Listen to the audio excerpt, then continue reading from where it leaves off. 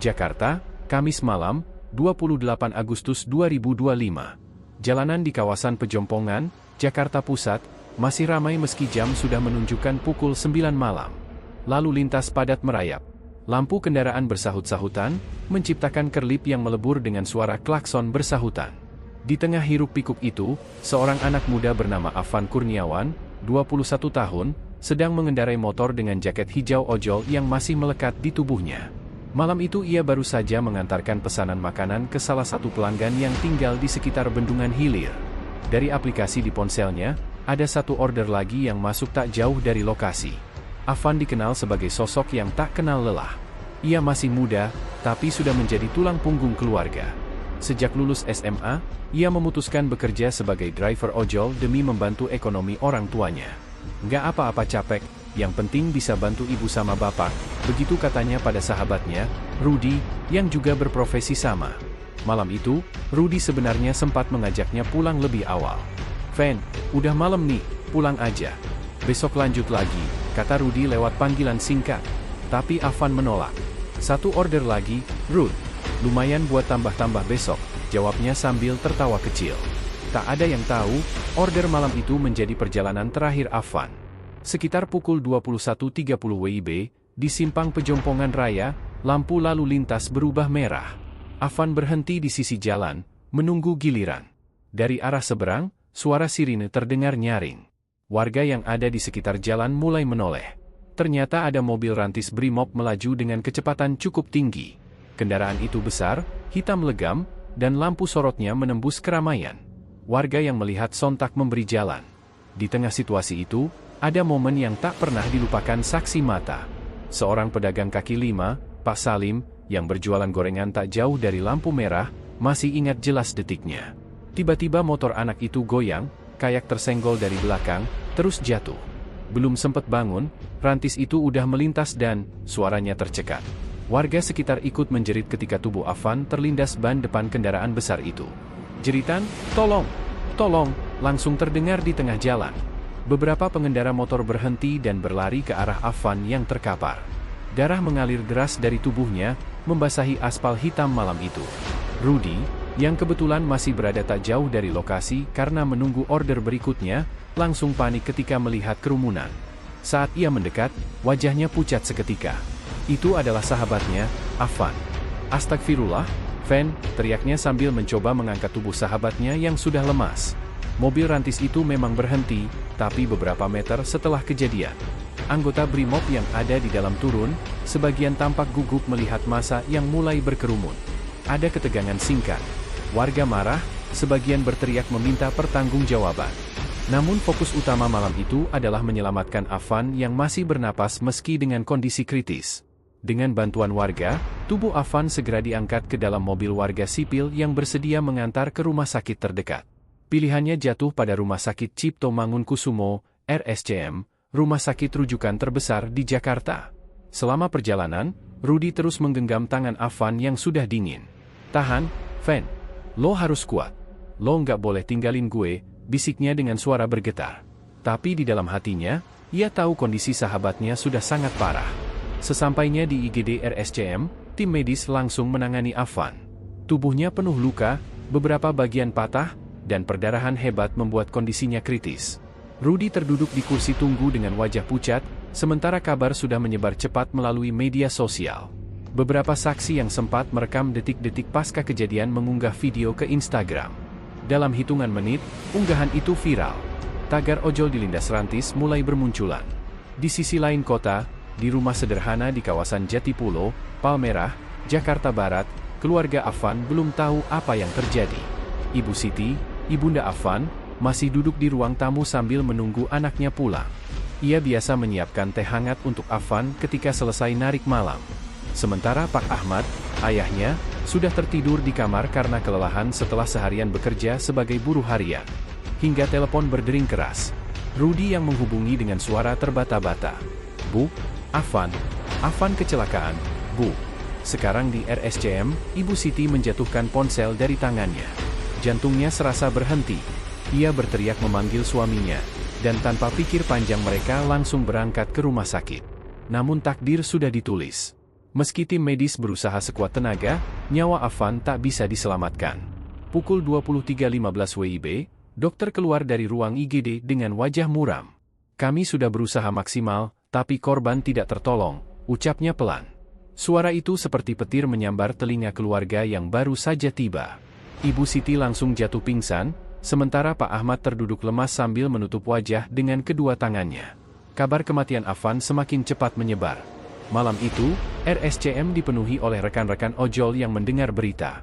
Mereka berdiri terpaku, ada yang menangis, ada yang marah, ada pula yang hanya terdiam menatap kosong. Mereka tidak percaya, sahabat seperjuangan mereka pergi secepat itu, dengan cara yang begitu tragis. Pejompongan malam itu meninggalkan jejak luka yang dalam. Jalanan yang biasanya dipenuhi lalu lintas kini dipenuhi cerita duka. Dan nama Afan Kurniawan menjadi simbol dari sebuah tragedi yang tak akan mudah dilupakan. Kabar meninggalnya seorang driver ojek online akibat terlindas mobil rantis Brimob di kawasan Pejompongan, Jakarta Pusat, cepat menyebar seperti api yang menjilat bensin. Malam itu, suasana di Rumah Sakit Cipto Mangunkusumo, RSCM, penuh dengan tangis, teriakan, dan bisik-bisik yang bercampur menjadi satu. Tubuh Afan Kurniawan, 21 tahun, terbaring kaku di ruang jenazah. Tubuhnya yang semula penuh semangat, kini hanya diam membisu dalam selimut kain putih. Wajahnya pucat, dengan beberapa luka masih terlihat jelas meski sudah dibersihkan oleh tim medis. Di luar ruangan, Ibu Siti menangis histeris, ditenangkan oleh beberapa kerabat dan rekan driver ojol yang berdatangan. Pak Ahmad, ayah Afan, hanya duduk di kursi panjang koridor rumah sakit dengan tatapan kosong. Ia seperti kehilangan tenaga untuk berdiri. Beberapa wartawan sudah mulai berdatangan, mencium aroma berita besar yang menyangkut nama aparat. Kamera dan mikrofon mereka menyorot setiap sudut, mencoba merekam ekspresi duka keluarga. Namun di balik sorotan itu, ada kenyataan pahit yang sedang menimpa sebuah keluarga sederhana dari Jatipulo, Palmerah. Identitas korban pun akhirnya terungkap ke publik. Dari data rumah sakit dan keterangan sahabatnya, Rudi, nama lengkapnya adalah Afan Kurniawan. Lahir dan besar di Jakarta, Afan adalah anak pertama dari 2 bersaudara. Adiknya masih duduk di bangku SMA. Sejak lulus sekolah menengah atas, Afan memilih bekerja sebagai driver ojek online untuk membantu orang tuanya. Meski usianya baru 21 tahun, ia sudah menjadi tulang punggung keluarga. Afan itu anak baik, rajin banget. Dari dulu nggak pernah ngeluh soal kerja.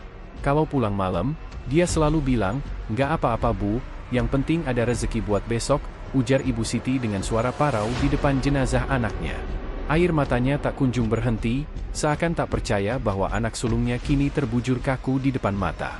Bagi tetangga di Jatipulo, Afan dikenal ramah dan tidak banyak tingkah. Hampir setiap hari ia terlihat mengenakan jaket hijau dengan helm di tangan, berangkat pagi dan pulang larut malam. Beberapa kali ia juga membantu tetangga yang kesusahan tanpa banyak bicara. Orangnya suka nolong.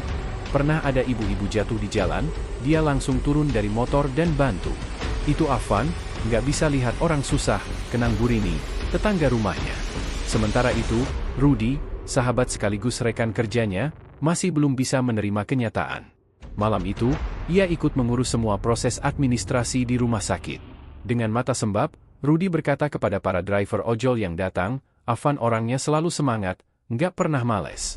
Bahkan tadi malam dia masih bilang mau narik 1 orderan lagi. Siapa sangka itu yang terakhir buat dia. Suaranya serak, matanya basah, namun ia tetap berusaha tegar di depan keluarga Afan. Kabar ini segera menyebar di media sosial. Video amatir yang merekam detik-detik pasca kecelakaan sudah lebih dulu viral.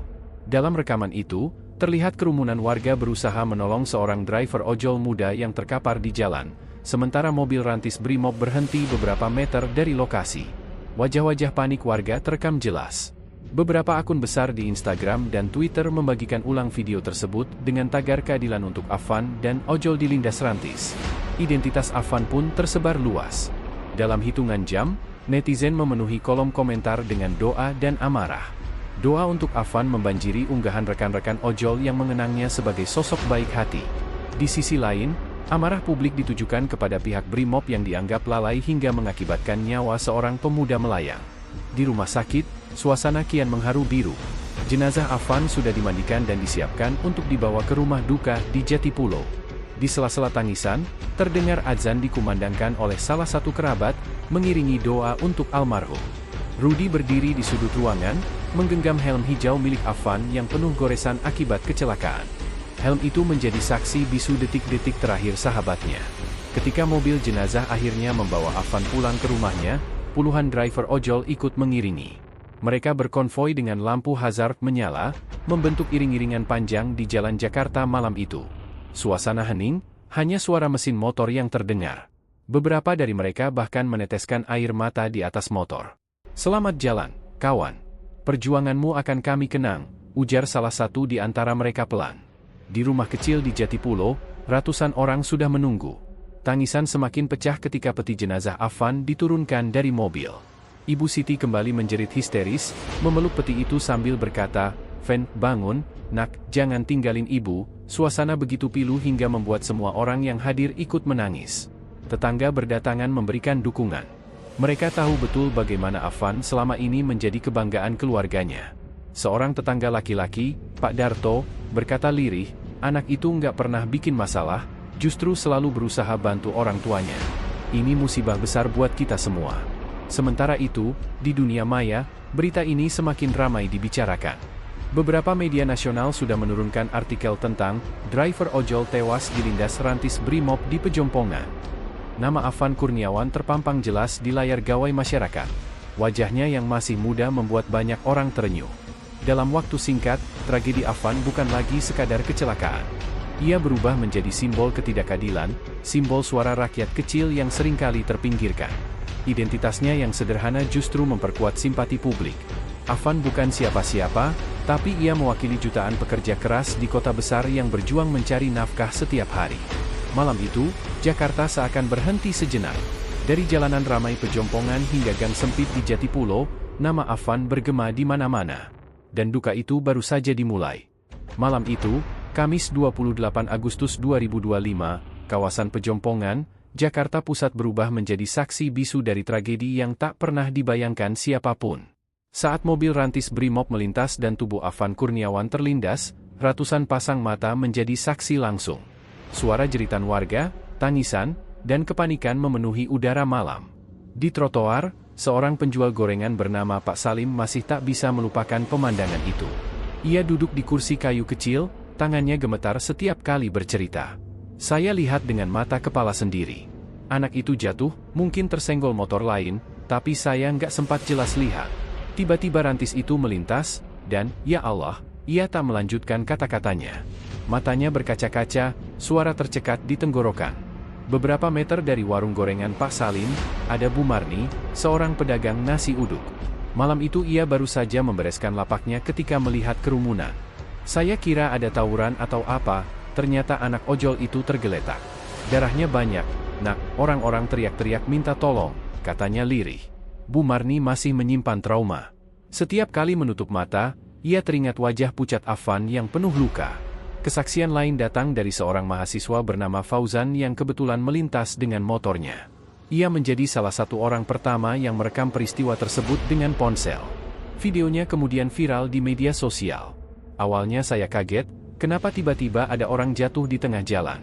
Pas saya dekati, ternyata dia terlindas rantis. Orang-orang langsung marah, ada yang teriak, 'Hentikan mobilnya,' ujar Fauzan ketika diwawancarai awak media. Ia sendiri mengaku masih syok karena apa yang dilihat malam itu begitu mengerikan. Kerumunan makin ramai setelah kejadian. Warga berteriak-teriak ke arah anggota Brimob yang turun dari rantis. Beberapa dari mereka mencoba menjelaskan bahwa itu kecelakaan, tapi emosi massa sulit terbendung.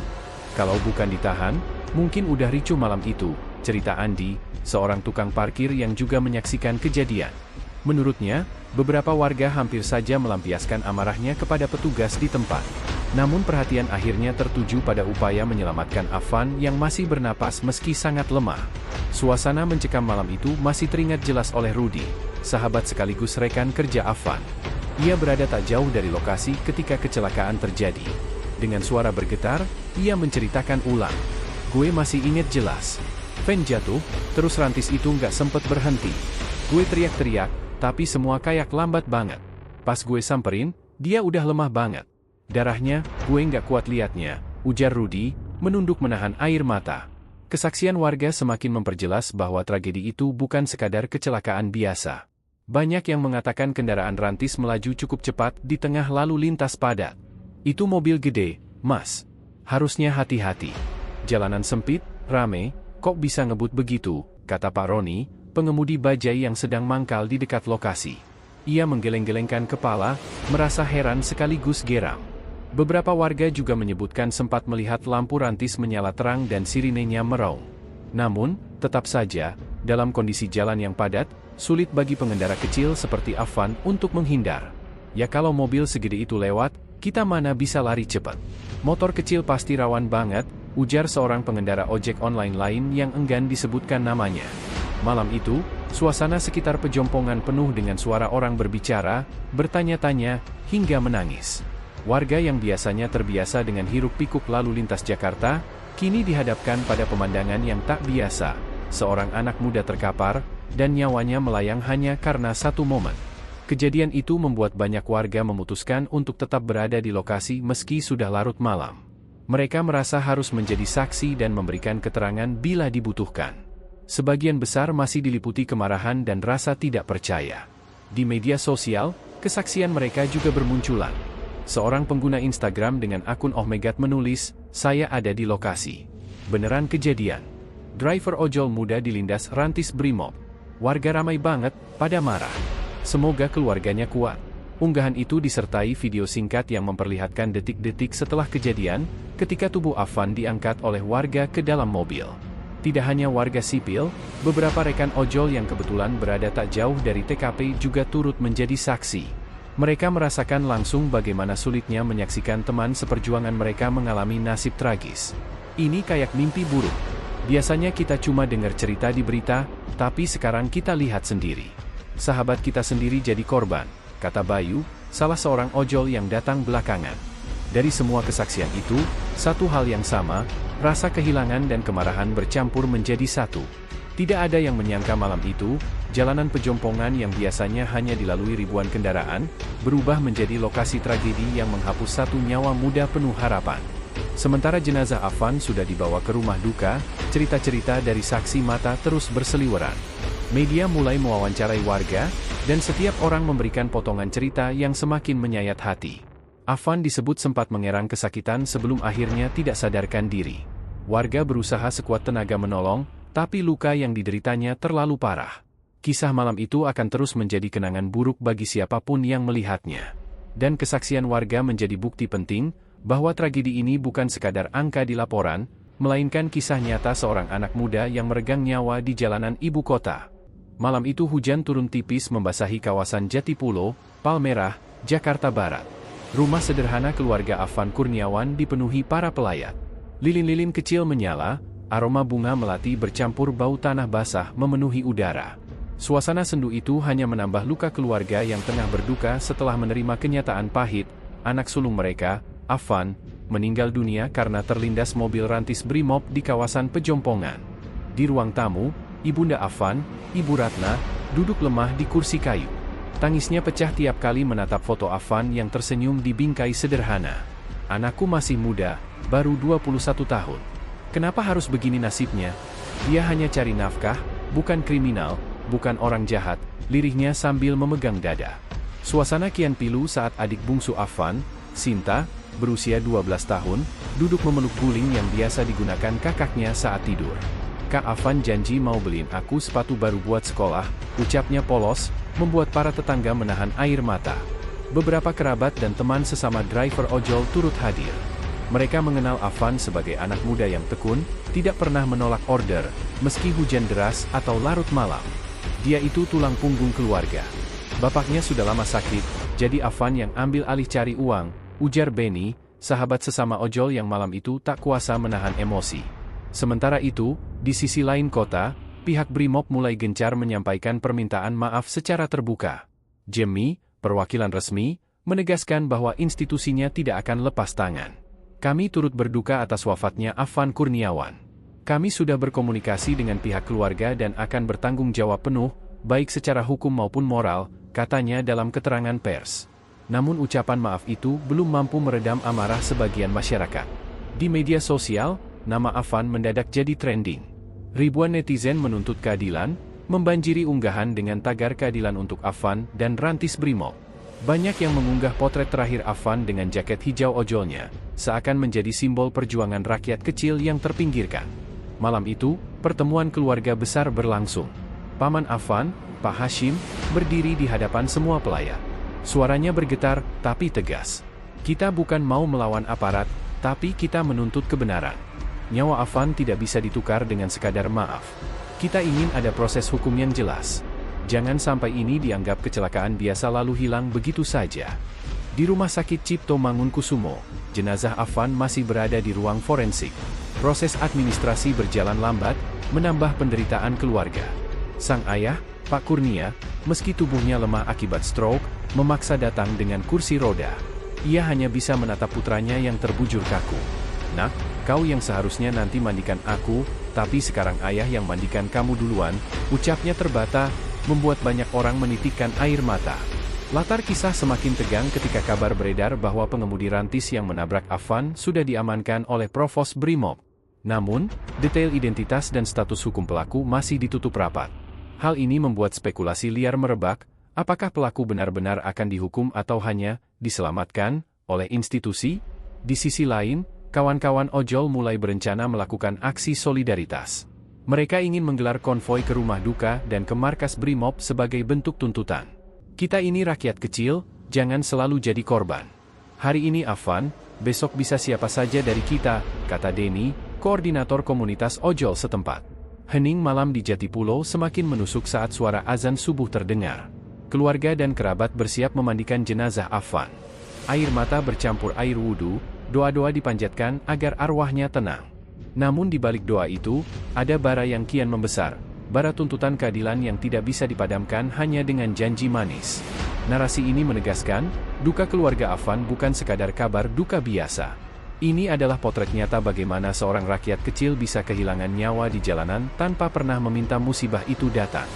Dan kini, semua mata menunggu, apakah keadilan benar-benar akan ditegakkan, atau nama Afan hanya akan menjadi deretan kasus tragis yang dilupakan? Pagi itu Jakarta masih basah oleh sisa hujan malam. Namun suasana di sekitar rumah duka Afan Kurniawan berubah menjadi lautan jaket hijau.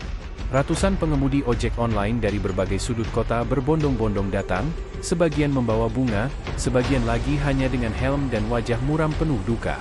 Mereka berdiri berbaris di gang kecil Jatipulo, menyalakan hazard motor masing-masing, membuat suasana hening berubah menjadi sebuah pernyataan bisu, "Kami bersama Afan."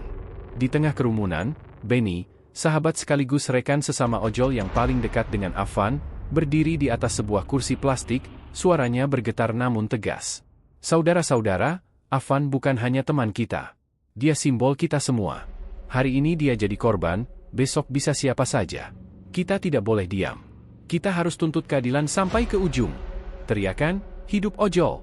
Keadilan untuk Afan!" menggema, menyatu dengan suara mesin motor yang sesekali dinyalakan sebagai tanda perlawanan. Konvoi solidaritas. Setelah prosesi pemakaman di TPU Karet Bifak, konvoi solidaritas dimulai. Ratusan motor beriringan pelan, mengibarkan pita hitam di spion. Dari Jatipulo, rombongan bergerak menuju Jalan Sudirman, melewati lokasi tempat Afan meregang nyawa.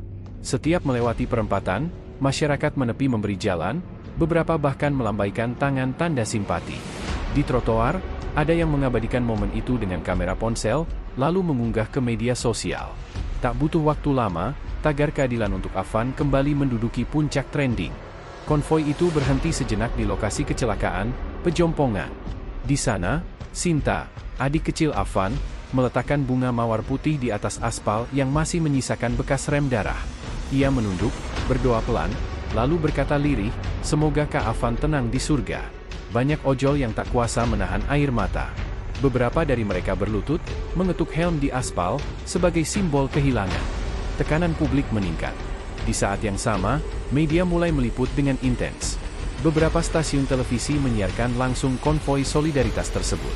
Wajah-wajah driver ojol, ekspresi getir keluarga Afan, dan suara lantang tuntutan keadilan menjadi santapan publik yang tak bisa dihindari. Ini bukan sekadar kecelakaan lalu lintas.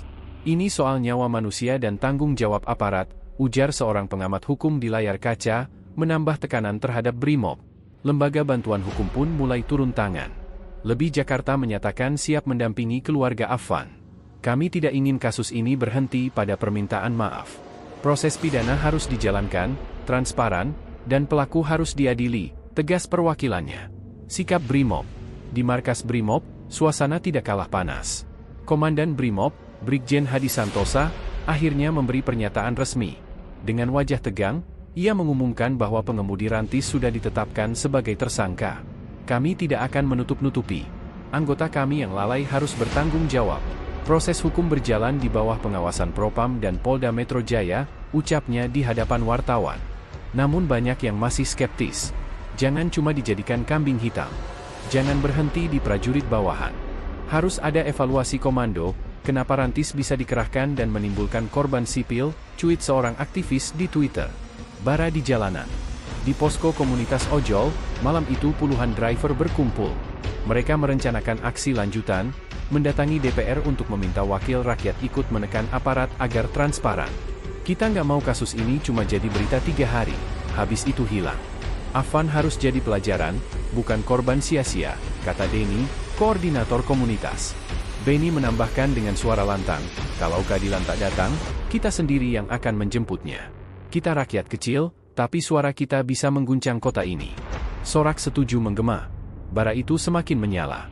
Di balik semua hiruk-pikuk solidaritas, keluarga Afan hanya bisa berdoa agar anaknya benar-benar mendapatkan keadilan. Namun bagi para ojol, perjuangan baru saja dimulai. Mereka tak lagi sekadar mencari nafkah di jalanan, melainkan juga membawa misi besar, menuntut keadilan bagi seorang kawan yang telah pergi terlalu cepat. Jakarta pun kini seperti duduk di atas bara. Rakyat menunggu langkah hukum, sementara Brimob tertekan oleh tuntutan publik yang kian membesar. Semua menanti, apakah kasus ini akan benar-benar diusut tuntas, ataukah kembali tenggelam dalam gelombang lupa? Hari itu, ruang sidang di Pengadilan Negeri Jakarta Pusat penuh sesak. Kursi-kursi dipenuhi keluarga korban, wartawan, aktivis, dan puluhan pengemudi ojek online yang datang dengan jaket hijau mereka. Di luar gedung, ratusan driver ojol menggelar aksi damai. Mereka membentangkan spanduk besar bertuliskan, "Afan bukan korban sia-sia, hukum harus tegak." Suasana di dalam ruang sidang tegang sejak pagi. Di kursi terdakwa, tampak seorang anggota Brimob berpakaian sipil dengan wajah menunduk. Namanya disamarkan, namun publik sudah tahu siapa dia. Ia disebut sebagai pengemudi rantis yang melindas Afan hingga tewas. Jaksa membacakan dakwaan, kelalaian yang menyebabkan hilangnya nyawa seseorang. Hukuman maksimal 5 tahun penjara. Namun bisik-bisik segera terdengar. Banyak yang merasa pasal yang digunakan terlalu ringan. Jeritan keluarga. Di barisan depan, Ibunda Afan duduk sambil menggenggam erat foto anaknya. Air matanya tak berhenti jatuh. Ketika jaksa menyebut nama Afan dalam dakwaan, isak tangisnya pecah. "Anakku mati, cuma dibilang kecelakaan lalai," teriak sang ibu hingga membuat suasana ricuh. Petugas berusaha menenangkan, namun suasana ruang sidang sudah panas. Wartawan segera menyorot, dan rekaman itu tersebar di televisi serta media sosial dalam hitungan menit. Di luar, para driver ojol yang menunggu ikut marah ketika kabar pasal ringan itu sampai ke telinga mereka. "Lalai? Itu pembunuhan. Kalau bukan Brimob, pasti dihukum lebih berat," seru salah satu dari mereka melalui pengeras suara. Tekanan politik.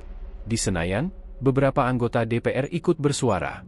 Seorang legislator dari Komisi Hukum menyebut, kasus ini akan menjadi tolak ukur. Apakah hukum di negeri ini masih berpihak pada rakyat kecil atau hanya pada mereka yang berseragam? Namun tak sedikit pula yang mencoba meredam. Ada suara-suara yang menyebut Brimob sudah banyak berjasa, dan kasus ini hanyalah musibah. Beberapa pihak khawatir, kasus ini bisa mencoreng institusi kepolisian secara keseluruhan.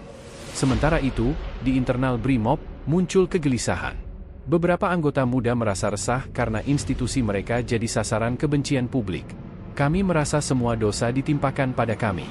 Padahal yang salah hanya satu orang," keluh seorang anggota kepada media. Konvoi malam. Malam harinya, Jakarta kembali diguncang oleh konvoi solidaritas. Ratusan driver ojol mengelilingi Bundaran HI dengan menyalakan hazard dan lampu sorot ponsel. Mereka meneriakkan yel-yel, "Keadilan! Keadilan! Afan tidak sendirian!" Konvoi itu diabadikan oleh netizen dan menjadi viral. Tagar hukum untuk Afan menduduki puncak trending. Di kolom komentar, warganet meluapkan amarah. Kalau rakyat kecil yang salah, langsung dihajar. Kalau aparat, selalu dibilang lalai. Kita butuh keadilan yang setara, bukan keadilan yang pilih kasih. Jangan biarkan kasus ini berhenti di sidang basa-basi. Rencana aksi lebih besar. Di sebuah posko sederhana, Benny dan para koordinator komunitas ojol berkumpul. Wajah mereka penuh tekad. Kawan-kawan, sidang berikutnya kita harus turun lebih besar. Kita datangi pengadilan dengan 5.000 motor. Kita tunjukkan bahwa kita serius, kata Benny, disambut sorakan setuju. Namun ada juga yang khawatir. Jangan sampai kita dituduh bikin kerusuhan. Nanti malah kita yang disalahkan, ujar seorang driver. Benny menghela napas. Benar, kita tetap damai. Tapi suara kita harus mengguncang. Kalau kita diam, Afan benar-benar mati sia-sia. Api yang belum padam. Sidang hari itu memang baru awal, tapi sudah terasa getirnya. Keluarga Afan pulang dengan hati hancur, sementara ratusan driver ojol semakin yakin perjuangan ini tidak akan mudah. Jakarta kini berada di persimpangan. Apakah keadilan bisa ditegakkan meski melibatkan institusi sebesar Brimob? Ataukah tembok kekuasaan akan kembali menelan kebenaran, meninggalkan luka abadi bagi rakyat kecil? Jawabannya masih terkatup rapat di ruang sidang. Namun satu hal pasti, api solidaritas sudah terlanjur menyala. Dan jika tak ada keadilan, api itu bisa berubah menjadi kobaran yang lebih besar dari yang pernah dibayangkan. Pagi itu, Jakarta berubah menjadi lautan jaket hijau. Dari berbagai arah, ribuan pengemudi ojek online berkumpul menuju Pengadilan Negeri Jakarta Pusat. Jalanan penuh sesak, suara klakson bersahut-sahutan, dan bendera komunitas berkibar tinggi. Sejak subuh, konvoi sudah dimulai. Ada yang datang dari Bekasi, Depok, Tangerang, bahkan Bogor. Mereka berangkat berombongan, melewati jalan-jalan utama dengan iring-iringan panjang. Polisi lalu lintas kewalahan mengatur arus kendaraan. Di depan pengadilan, ribuan motor diparkir rapat hingga memblokade beberapa ruas jalan. Spanduk besar terbentang. Keadilan untuk Afan, bukan sekadar formalitas. Kami ojol, kami tidak akan diam. Suasana memanas. Di halaman pengadilan, orasi bergema.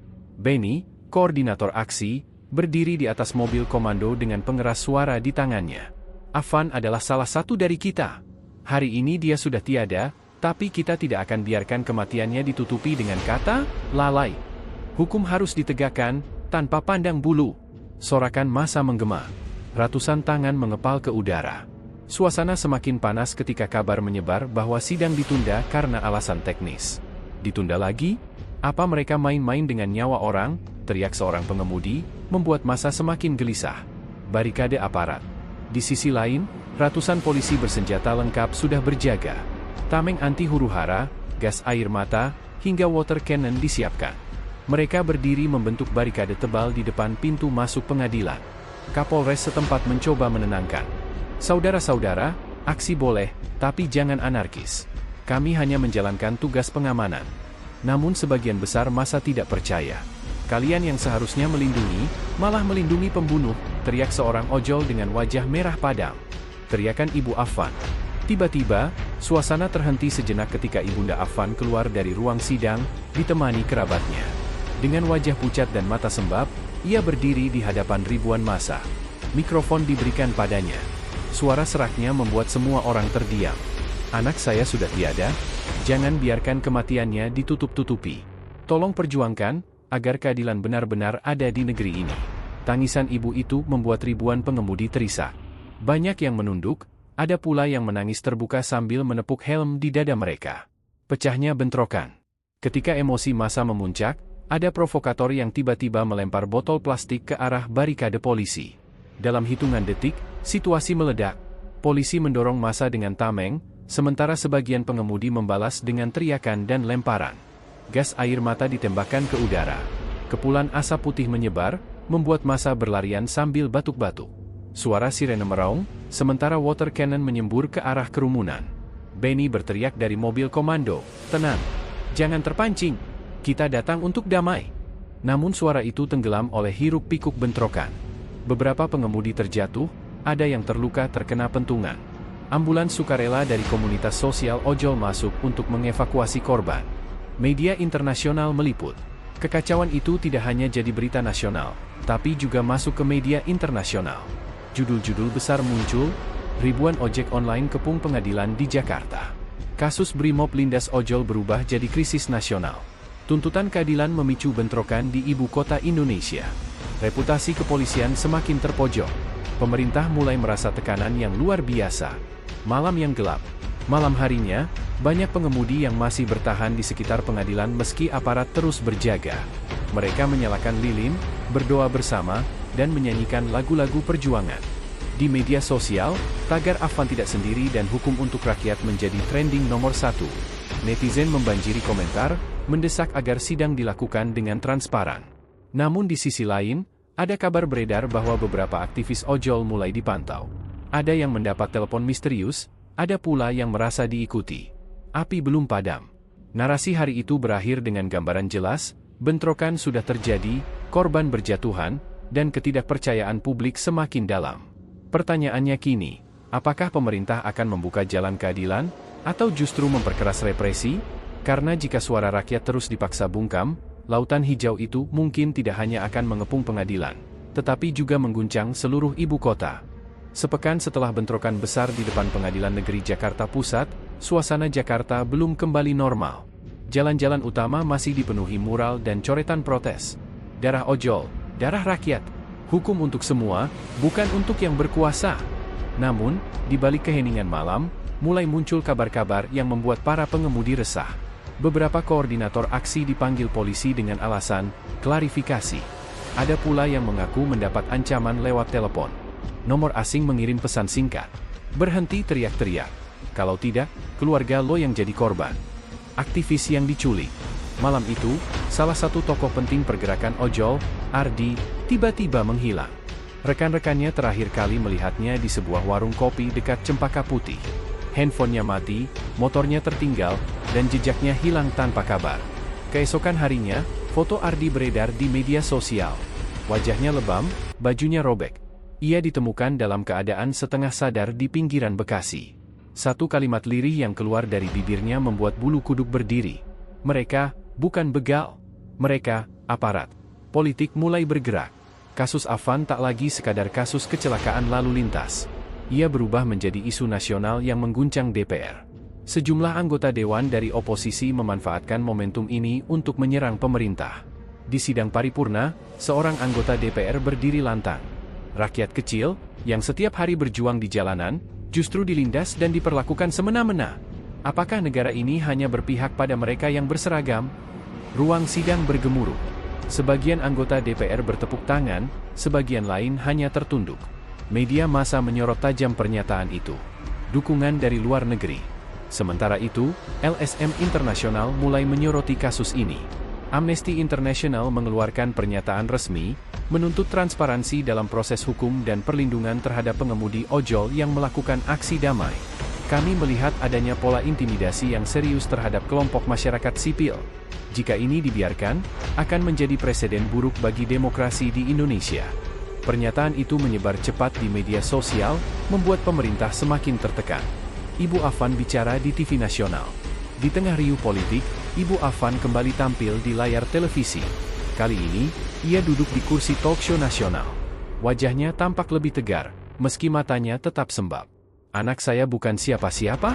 Dia hanya pengemudi ojek, yang kerja dari pagi sampai malam demi keluarga. Tapi ketika anak saya meninggal, kami diperlakukan seperti tidak punya hak. Apakah nyawa orang miskin tidak berarti? Studio hening, para penonton meneteskan air mata. Potongan video itu viral, jutaan orang membagikan ulang. Tagar baru lahir, nyawa rakyat berharga. Intimidasi kian brutal. Namun di balik sorotan kamera, ancaman makin nyata. Beberapa pengemudi ojol yang aktif bersuara mendapat surat kaleng di rumahnya. Ada yang pintu rumahnya dicoret cat merah dengan tulisan, "Berhenti." Ada pula yang motornya tiba-tiba terbakar di depan kontrakan. Benny, sang koordinator aksi, mendapat telepon tengah malam. Suara di seberang dingin dan penuh tekanan. "Kami tahu anakmu sekolah di mana. Jangan sampai pulang tinggal nama." Rapat rahasia. Melihat kondisi semakin genting, para pengemudi ojol mengadakan rapat rahasia di sebuah gudang tua di pinggiran kota. Lampu redup, suara berbisik-bisik, suasana tegang. "Kita sudah masuk pusaran politik," kata Benny dengan wajah keras. "Mereka ingin kita takut, mundur, dan diam. Tapi kalau kita menyerah sekarang, pengorbanan Afan sia-sia." Seorang pengemudi lain angkat bicara, "Tapi kalau kita terus maju, nyawa kita bisa melayang satu persatu. Hening.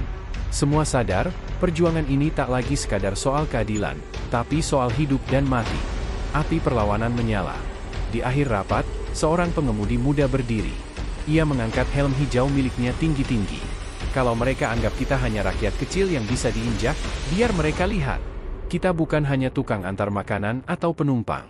Kita adalah darah baru kota ini. Kita ada di mana-mana. Dan kalau satu saja dilukai, 1000 akan bangkit menggantikannya. Sorakan menggema dalam ruang sempit itu. Mata mereka menyala dengan semangat baru. Malam itu, di tengah kegelapan Jakarta, lahir tekad yang lebih besar. Perjuangan ojol tidak akan berhenti. Bahkan jika harus berhadapan langsung dengan kekuasaan. Malam itu Jakarta bergetar.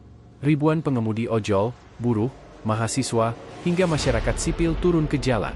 Dari Bundaran HI sampai depan istana, lautan helm hijau dan spanduk merah memenuhi jalanan. Mereka bersatu, menyuarakan hal yang sama. Keadilan untuk Afan. Stop kriminalisasi rakyat kecil. Tak ada lagi sekat antara profesi. Buruh pabrik berbaris di samping mahasiswa, ibu rumah tangga membawa foto Afan di tangan, dan pengemudi ojol menyalakan lampu hazard motornya sebagai tanda duka sekaligus perlawanan. Suara yang tidak bisa lagi dibungkam. Di atas panggung kecil dari truk terbuka, Benny berbicara dengan suara lantang. Kita tidak lagi hanya memperjuangkan Afan. Kita sedang memperjuangkan martabat kita sebagai rakyat. Hari ini mungkin mereka bisa intimidasi 1 atau 2 orang. Tapi besok, mereka tidak akan mampu membungkam kita semua. Sorak-sorai membahana. Lautan manusia bergemuruh, tepukan tangan bercampur dengan teriakan. Namun, di kejauhan, barisan polisi dan aparat keamanan sudah bersiap dengan tameng, gas air mata, dan kendaraan taktis. Udara terasa tegang, seperti hanya menunggu percikan api untuk meledak. Momen yang mengguncang. Di tengah aksi, Ibu Afan maju ke depan panggung. Dengan tangan gemetar ia memegang mikrofon, suaranya serak namun tegas. Anak saya mungkin sudah tiada. Tapi hari ini, saya melihat ribuan anak saya berdiri di sini. Jangan pernah takut, jangan pernah menyerah. Keadilan pasti datang, entah lewat pengadilan, atau lewat tangan rakyat sendiri. Kata-kata itu meledak di telinga semua orang. Teriakan massa pecah lebih keras, air mata jatuh tanpa malu. Malam itu, Ibu Afan bukan sekadar seorang ibu yang berduka, ia menjelma simbol perlawanan rakyat kecil. Konfrontasi tak terhindarkan. Ketegangan memuncak ketika barisan demonstran mencoba maju mendekati istana. Aparat mulai mendorong mundur, suara sirine meraung, dan gas air mata ditembakkan ke udara. Jalanan berubah jadi lautan asap, orang-orang berlarian sambil batuk dan menangis. Namun, bukannya bubar, barisan ojol justru duduk bersila di jalan. Helm-helm mereka ditaruh di tanah, dan mereka menunduk, berteriak serempak. Tangkap pelaku! Hukum yang adil! Kami tidak takut! Pemandangan itu menggetarkan. Aparat yang berdiri di barisan depan bahkan tampak ragu, beberapa di antara mereka menunduk, seolah sadar bahwa yang mereka hadapi bukan musuh, melainkan rakyat yang sedang mencari keadilan. Perlawanan yang menjadi sejarah. Aksi malam itu berakhir tanpa kejelasan. Tidak ada janji resmi dari pemerintah, tidak ada keputusan pengadilan yang memuaskan. Tapi satu hal jelas, suara rakyat sudah terlalu besar untuk diabaikan. Media nasional menyiarkan headline besar. Gelombang rakyat untuk Afan, gerakan ojol jadi api perlawanan nasional. Tagar nyawa rakyat berharga menjadi trending global. Dukungan mengalir dari berbagai negara. Kasus Afan resmi tercatat bukan hanya sebagai tragedi, tetapi juga simbol perjuangan. Beberapa hari kemudian, di sebuah gang kecil, motor-motor ojol kembali lalu lalang. Mereka tetap bekerja, mengantar penumpang, mengirim makanan, dan berjuang melawan panas, hujan, serta kerasnya jalanan kota. Tapi kini, ada yang berbeda. Di setiap helm, di setiap stiker motor, ada tulisan kecil yang mereka pasang dengan bangga, untuk Afan, untuk kita semua. Dan di hati mereka, api perlawanan itu tidak akan pernah padam.